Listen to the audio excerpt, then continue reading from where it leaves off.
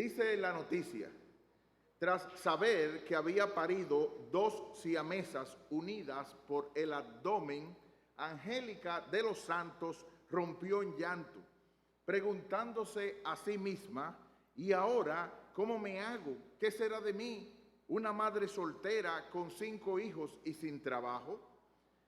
Pero esa no es la única pregunta que se hace Angélica, que solo tiene 28 años.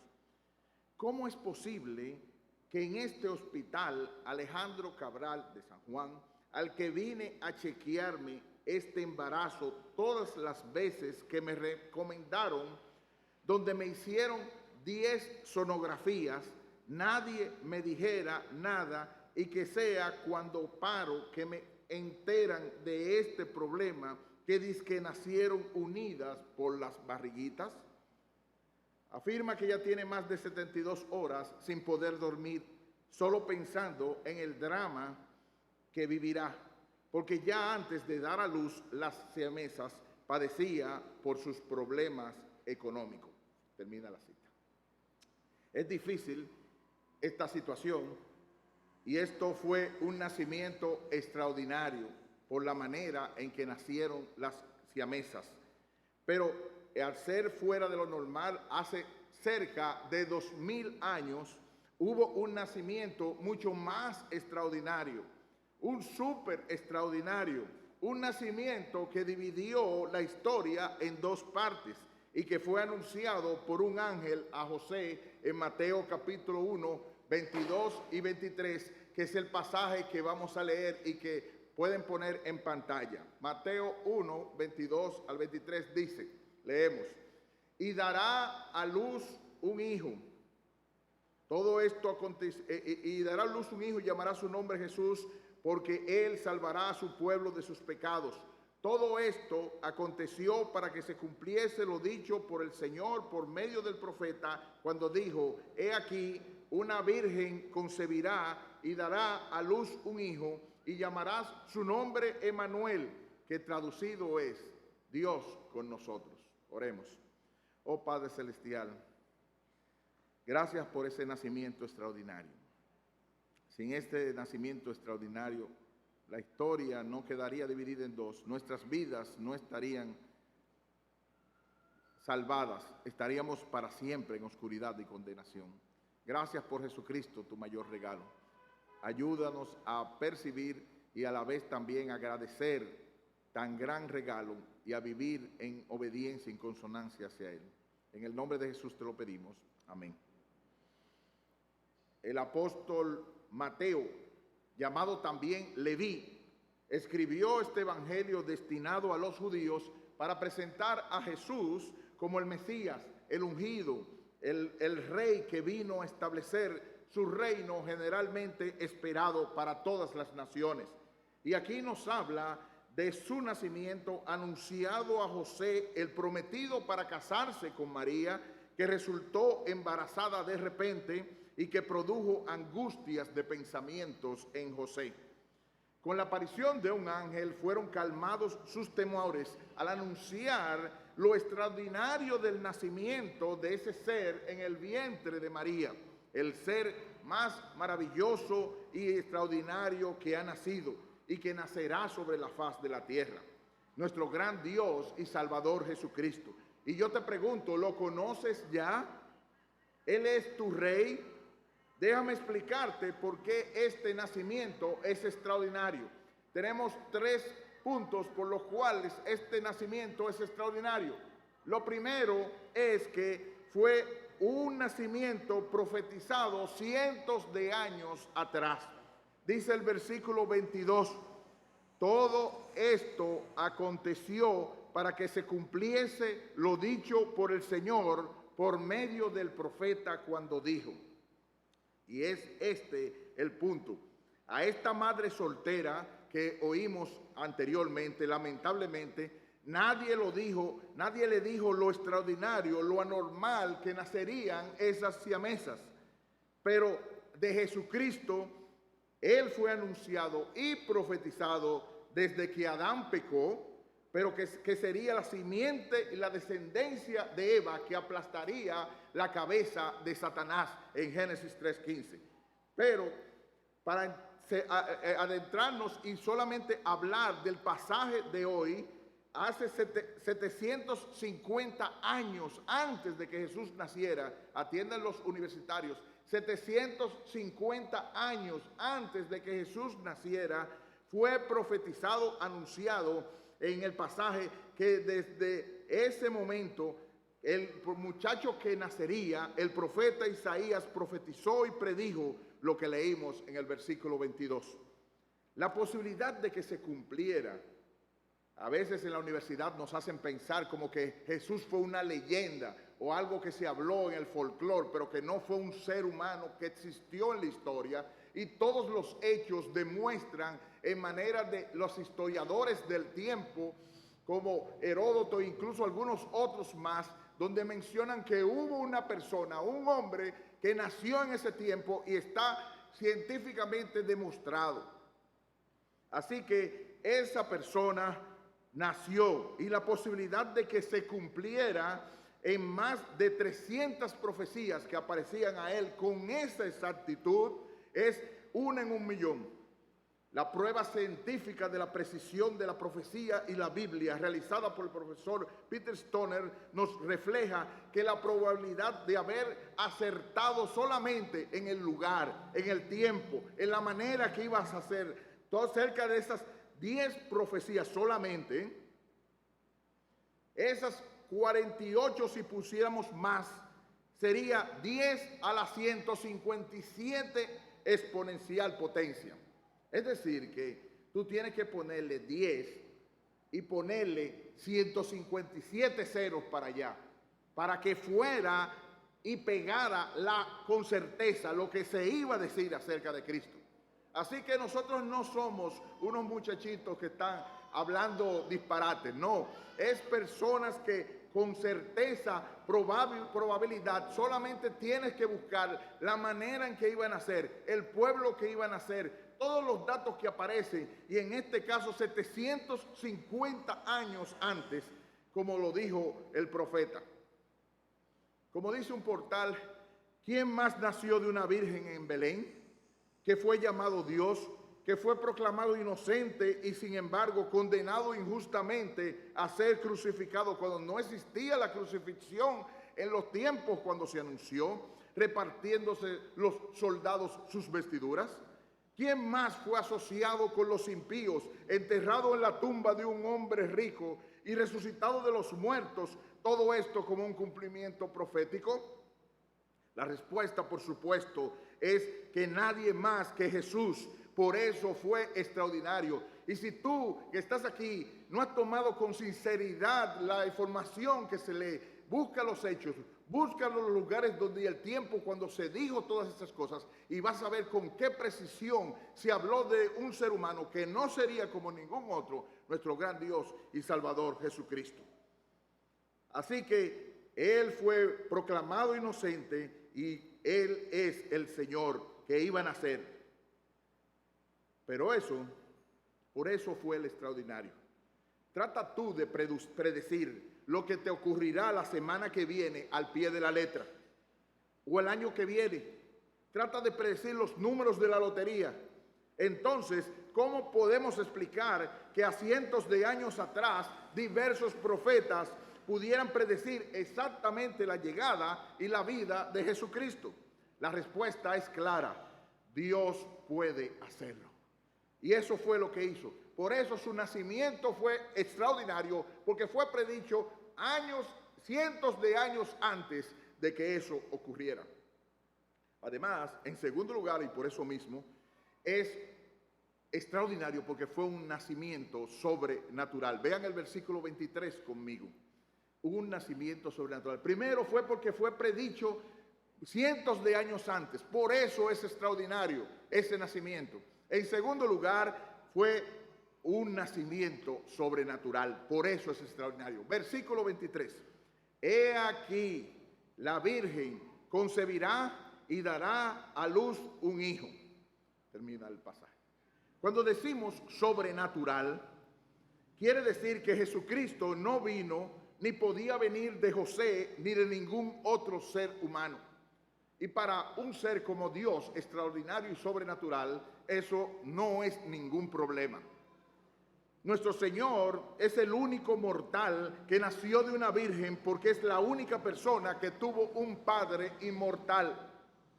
Según lo explica el diccionario de Harrison, el nacimiento virginal fue un milagro especial hecho por la tercera persona de la Trinidad, el Espíritu Santo, por medio del cual la segunda persona de la Trinidad, el Hijo eterno de Dios, Jesucristo, tomó para él mismo una naturaleza humana completa y genuina y nació como un hombre, no renunciando en absoluto en su total naturaleza divina. Y fue tan extraordinario que ángeles y estrellas lo anunciaron. Como leímos en el pasaje, como se está cantando, es anunciado por ángeles y a los pastores y a muchas otras personas. Y como vemos en Mateo capítulo 2, una estrella guía su curso. Hablando de estrellas, mañana en horas de la noche, el día 21, se anuncia que una conjunción de planetas, Júpiter y Saturno, se van a alinear casi por completo hasta aparecer un solo planeta, un evento que no se daba hace 800 años. Así que si tú quieres formar parte de la historia y no hay nubes, mañana en la noche vas a ver esa conjunción de esos dos planetas que van a formar casi como si fuera una estrella. ¿Te imaginas? Y tú observándolo y formando parte de la historia. Pero el que nuestro Señor naciera fue más sobrenatural que la conjunción de esos dos planetas. ¿Por qué? Porque era necesario que naciera de esa forma. Porque si la doctrina bíblica del nacimiento virginal, como dice un autor, no es históricamente verdadera, si no hubiera nacido del Espíritu Santo en el vientre de una mujer, no hay razón ni base para sostener las otras doctrinas evangélicas. Porque entonces la Biblia debe ser rechazada como una autoridad para la fe y para la vida. Además, no hay duda de que la Biblia presenta la encarnación como el haber tomado lugar por medio del nacimiento virginal y no de una manera ficticia, como dice Oliver Boswell. ¿Y qué implicaba eso? Como dice MacArthur en su teología sistemática, implicaba que existiera un ser preexistente. Debía existir alguien que era antes que existiera, el Hijo eterno de Dios. Él existía desde antes, sin pecado, que tomara un cuerpo y una naturaleza humana sin que saliera otra persona. Si hubiera sido de un padre natural, hubiese salido otra persona, otro ser, pero al tomar el ser preexistente, la naturaleza humana, esa persona era en una unión hipostática, como se dice, la unión del ser Dios hombre. El niño nace, como dice Isaías 9:6, y de una manera magistral lo presenta. Isaías 9:6, porque un niño nos es nacido, un hijo nos es dado, y el principado sobre su hombro, y se llamará su nombre admirable, consejero, Dios fuerte, Padre eterno, príncipe de paz. Fíjate bien que el pasaje dice que un niño nos es nacido. Nace un niño, pero un hijo nos es dado. No se dice que el hijo nació. El niño nace, pero el hijo se nos da. El Hijo eterno de Dios, pues existía antes, y eso es lo que hace su nacimiento sobrenatural. Y esperaríamos, si es de parte de un ser sobrenatural como Dios, que esa criatura naciera de una manera sobrenatural, y así fue. Una virgen concibió, fue alumbrada por el Espíritu Santo, fue embarazada por el Espíritu Santo, tomó de esa forma y lo hizo. Y para Dios, si partimos de un ser sobrenatural, eso es poca cosa que se pudiera hacer. Como dijo B.B. Warfield, el Cristo sobrenatural y la salvación sobrenatural llevan consigo por consecuencia inevitable el nacimiento sobrenatural. Y no te sobrecoges ante la idea de pensarlo, Como dice un villancico, ¿qué niño es este que ahora yace en los brazos de María, a quien los ángeles alaban y pastores guardan en vigilia? Este es Jesús el Rey, a quien los cielos gloria dan. Load en alta voz al Cristo, el Hijo de María, el Mesías. Eso nos introduce al tercer punto.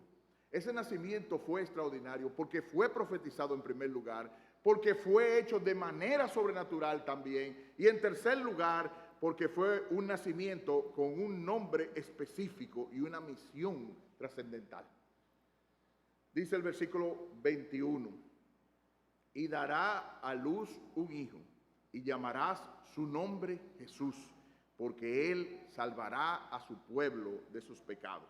Y la parte del 23 final, y llamarás su nombre Emmanuel, que traducido es Dios con nosotros. Como explica J. Brown, el nombre Jesús viene del hebreo que quiere decir Jehová Salvador o Jehová salva. En griego Jesús es más dulce y fragante de todos los nombres para el pecador consciente y preocupado, pues expresa brevemente y melodiosamente toda la obra y función del Salvador.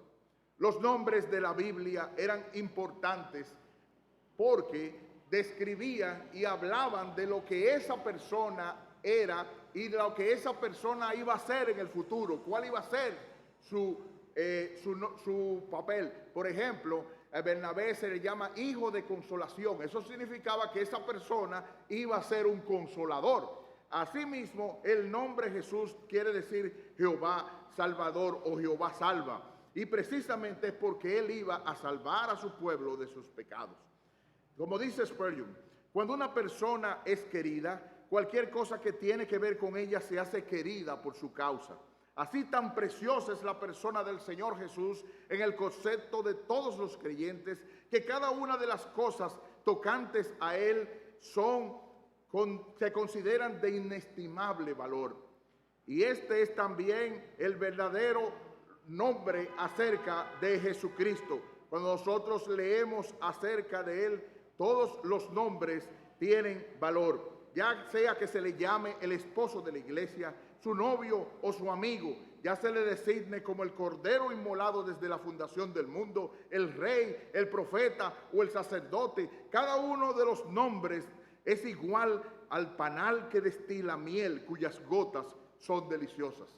Y dice Spurgeon, pero si para el oído del creyente hay un nombre más dulce que otro, con más gracia que otro, ese nombre es Jesús.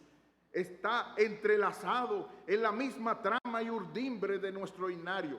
Muchos de nuestros himnos empiezan con este nombre y apenas habrá alguno que valga algo que termine sin él. Jesús es la suma total de todos los deleites. Es la música con la cual las campanas del cielo tocan. Es un canto en una sola palabra, Jesús. Un océano por su significado, aunque una gota por su brevedad. Un incomparable canto sagrado en 2 sílabas, Jesús. Un resumen de las aleluyas de la eternidad en 5 letras. ¿Quién no ha cantado alguna vez, años atrás, Jesús es mi Rey soberano? Mi gozo es cantar su loor. Es Rey y me ve cual hermano. Es Rey y me imparte su amor. Dejando su trono de gloria, me vino a sacar de la escoria. Y yo soy feliz, y yo soy feliz con él. Qué bendición es ese nombre, el nombre de Jesús. Dios nos ha dado esa manera, ese nombre. Además, ¿qué tiene que ver su nombre con su misión? Pues se llamaría así, pues él salvaría. Y no dice que podría, ni daría la capacidad, no, que salvaría, lo haría seguro, salvaría a su pueblo de sus pecados. Está hablando de su pueblo escogido, está hablando de judíos, de gentiles, que como dice la canción, Él es digno de toda lengua, de todo pueblo y nación.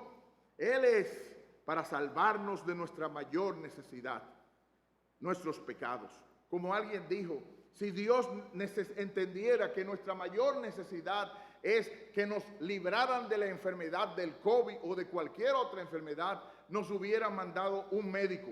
Si Dios entendiera que nuestra mayor necesidad era de alimento o de comida, nos hubiera mandado un agricultor, nos hubiera mandado un agrónomo o nos hubiera mandado hasta un influencer para que nos ayudara a comer. Pero Dios entendió que nuestra mayor necesidad son que nos libraran de nuestros pecados que nos esclavizaban. Y por eso nos envió un Salvador, que es Cristo el Señor. Así que eso es, además explica qué maravilla el nombre Emmanuel 23, el versículo 23, que traducido significa Dios con nosotros. Como dice una frase de Radio Eternidad, cuando Jesús nació en Belén, el cielo besó la tierra. ¡Qué belleza! Fue en medio de la oscuridad cuando nosotros podemos ver que Dios, como dice San Juan 1:14, hizo su tabernáculo entre nosotros, vino a vivir entre nosotros en la persona de su Hijo Jesucristo. Y vimos su gloria, gloria del unigénito del Padre, lleno de gracia y de verdad. Emmanuel, qué nombre. Gracias Dios por venir a vivir entre nosotros, en venir a salvarnos. Pero es extraordinario por ser profetizado, es extraordinario por ser sobrenatural, es extraordinario por tener un nombre y una misión específico, y en último lugar es un nacimiento que exige una respuesta. Versículos 24 y 25 del pasaje de hoy.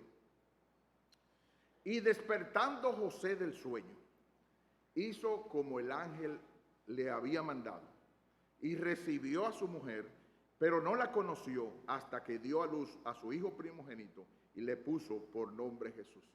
Solamente para que tú observes ese pasaje, deja el versículo 25. Dice que no la conoció hasta que. No la conoció hasta que. Eso quiere decir que después que concibió y dio a luz el hijo, él sí se acostó con ella.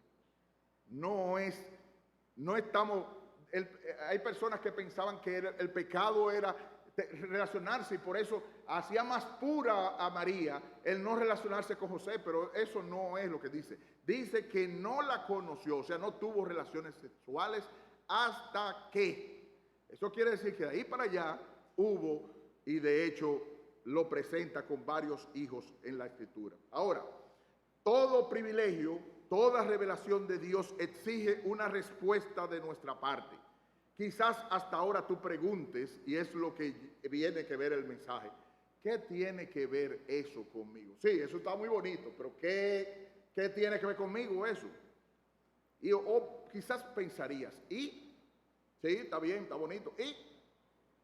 O pensarías, sí, todo eso está muy lindo, pero entonces, lo que quiere decir es que, como dice la Escritura, en el caso de José, la respuesta fue que cuando oyó la revelación de parte del ángel, fue y obedeció.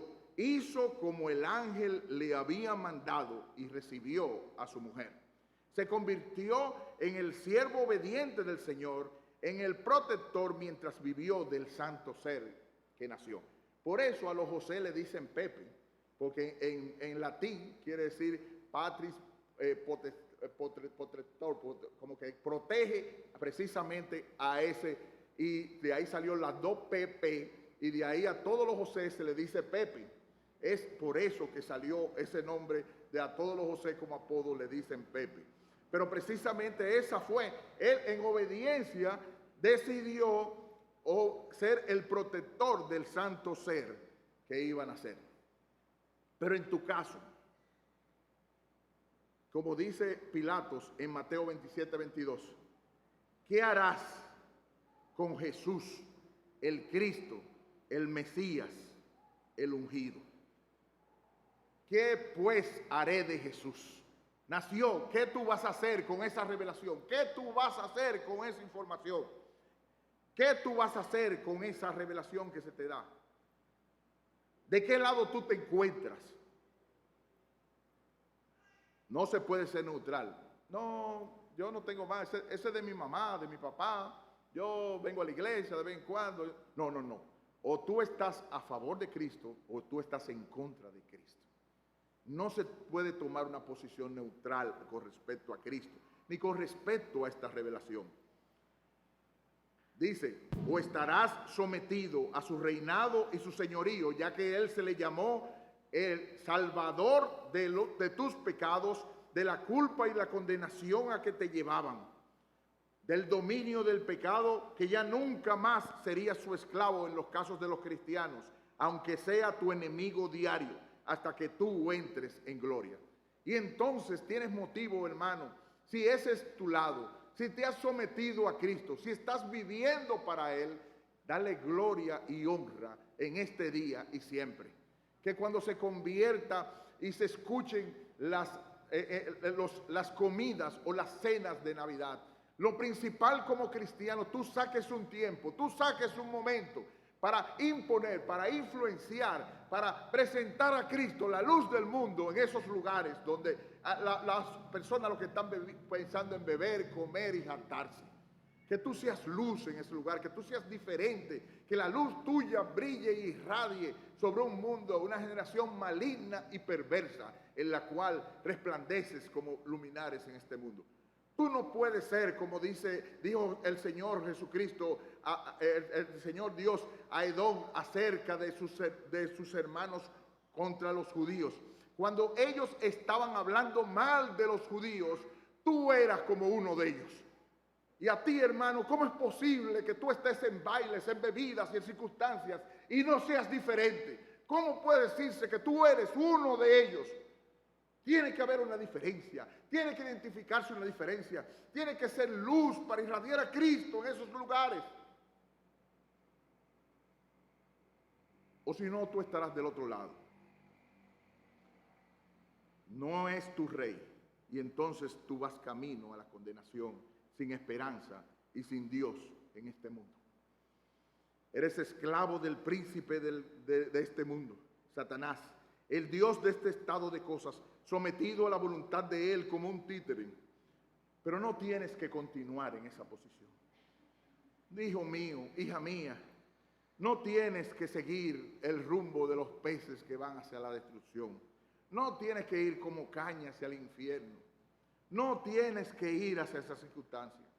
La buena noticia, y eso fue lo que el ángel dio, es que Dios amó tanto a la humanidad que entregó a su Hijo unigénito para todo aquel que en Él cree, no se pierda, mas tenga vida eterna. Este bebé vino a esta tierra, vivió la vida que debíamos vivir y murió la muerte que merecían nuestros pecados para que todo aquel que en Él cree no se pierda, mas tenga vida eterna. Y murió y al tercer día resucitó. Está en el lugar de honor más alto de un ser hasta que todos sus enemigos sean puestos por alfombra de sus pies. Y un día vendrá a juzgar a los vivos y a los muertos. Y en pantalla gigante todos tus pensamientos, incluyendo lo que tú estás pensando ahora en esta invitación que te está haciendo hoy, van a salir a la luz en pantalla gigante. No rechaces las condiciones de rendición que te exige hoy. O te arrodillas hoy en arrepentimiento y fe, o te arrodillarás un día reconociéndolo, Señor, para con dolor ser echado al infierno y la condenación eterna.